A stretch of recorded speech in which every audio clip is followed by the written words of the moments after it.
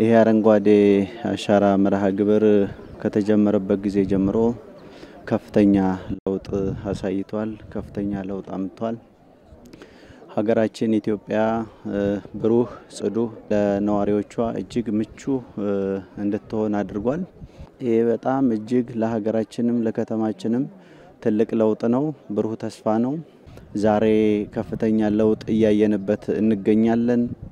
አሁንም በዚህ በአዲስ አበባ ከተማችን ብቻ ሳይሆን በመላው በሀገራችን ትልቅ ለውጥ ያስመዘገበ ትልቅ ለውጥ ያመጣ አረንጓዴ አሻራ መርሃ ግብር ነው። ሁሉም ኢትዮጵያዊ እንዲሳተፍበት በዚሁ አደራችንን እናስተላልፋለን። ሀገራችን በአሁኑ ጊዜ ወደ ልማት ወደ ብልጽግና እየሄደች ነው ያለችው።